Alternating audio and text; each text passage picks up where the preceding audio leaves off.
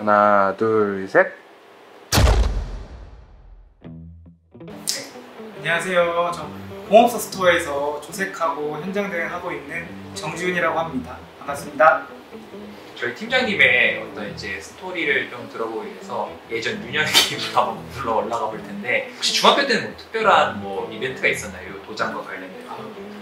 좀 그냥 노는 거 좋아했죠. 그럼 고등학교 때는 이제 자동차학과를 나왔다고 했는데, 공업계 고등학교 자동차학과를 들어갔죠.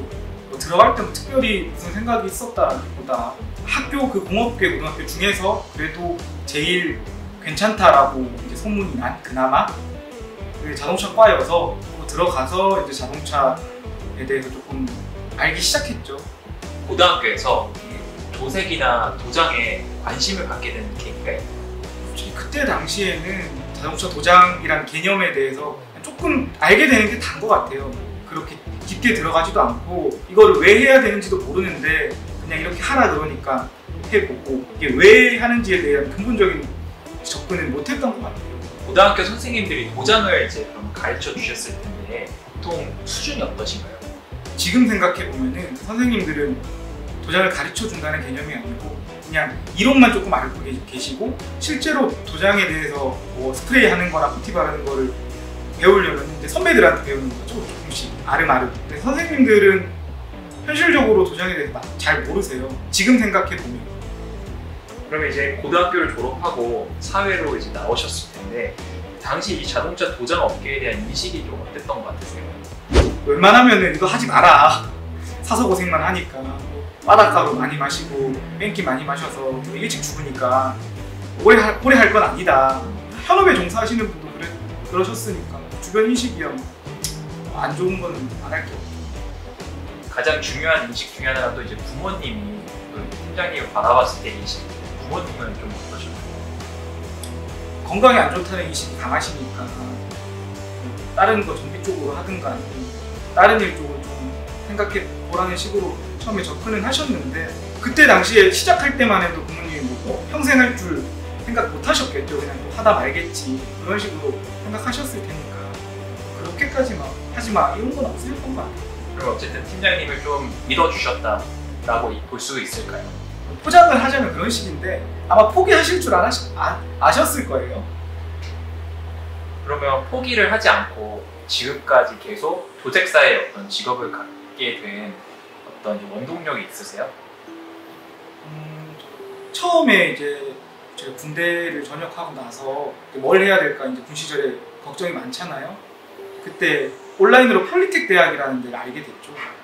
근데 자동차과가 있길래 이쪽으로 한번 내가 전문적으로 접근을 한번 해봐야겠다. 막연히 들어가서 수업 받고 취업할 때 다 돼서 그때 강남 제비스코에서 그때 마침 직원을 채용을 하더라고요.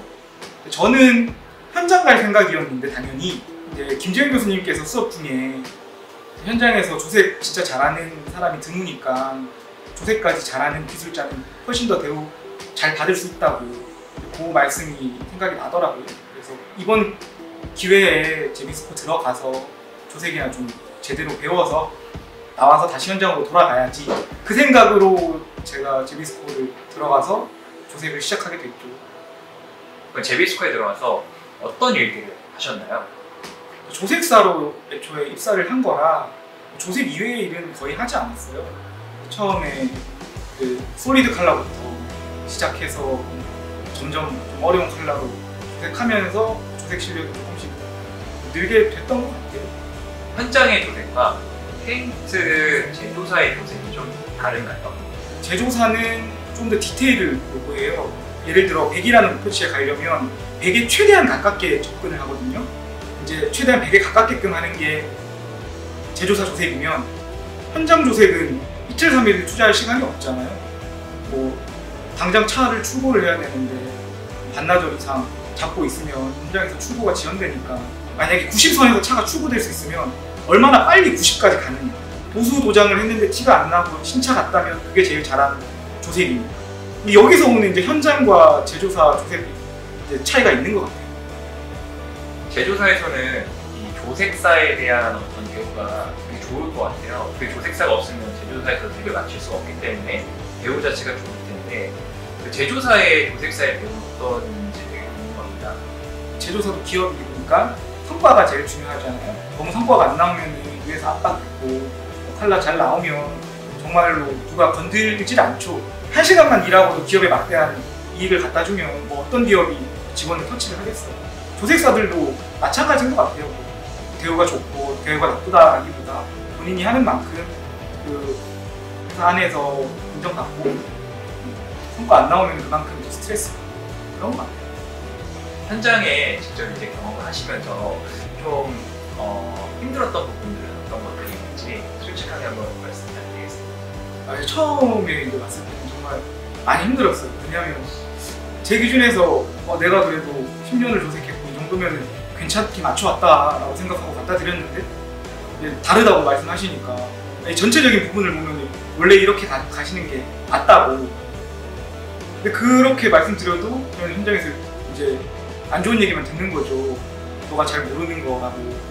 그 현장 이제 기술자님이 오랜 경험을 통해서 그 각도에서 잘 맞았을 때 문제가 없을 확률이 가장 높아서 그렇게 말씀하신 걸 텐데 제가 처음 왔을 때는 그걸 모르니까 저는 전체만 생각하고 그렇게만 표현하니까 거기서 오는 이제 약간 자존심 상하는 부분도 좀 있었고 내가 잘한다고 생각했던 게 잘했던 게 아니구나. 이게 어떤 사람만 볼 때는 내가 정말 아직도 많이 부족하고 갈 길이 멀구나. 집에 들어가서 곰곰이 생각해 보니까 그렇게 좀 반성이 되더라고요. 그럼 제가 배우고 수긍해야죠. 그쪽으로 조금 더 집중을 하게 됐고요. 제비스코에서 공업사 스토어로 넘어왔던 계기가 있었던 것 같아요. 조색이 이제 어느 정도 되니까 안 늘더라고요. 제가 너무너무 잘해서 이게 건방 떠는 게 아니고 그래서 처음에 고민을 좀 많이 했어요. 현장으로 들어가서 진짜 처음부터 다시 해야 되는 게 맞지 않나. 그런 고민을 하고 있는 찰나에 공업사 스토어 박성환 대표님이 만나게 됐죠. 일반적인 대리점과 다르게 좀 꿈을 크게 가지고 계시더라고요. 저 시스템에서 내가 일조할 수 있으면 나름 재밌겠다. 현장 나가서 현장에서 원하는 게 무엇인지 그리고 제조사들마다 그렇게 많은 지편과 데이터가 많을 텐데 정말 그게 맞는 게 없을까? 왜 정리를 아무도 안 해놨을까? 그냥 유성은 돼 있으니까 내가 할 건 없지만 수성 전환되면 누군가는 시작해야 될 거고 또 제가 하면 좋은데 마침 공업 스토어라는 좋은 저한테는 뭐 기회도 될 수 있고 뭐 좋은 환경도 될 수 있고 다 접해볼 수 있으니까 그래서 들어오게 된 것 같아요. 팀장님에게 자동차 보수 도장은 어떤 것인가요?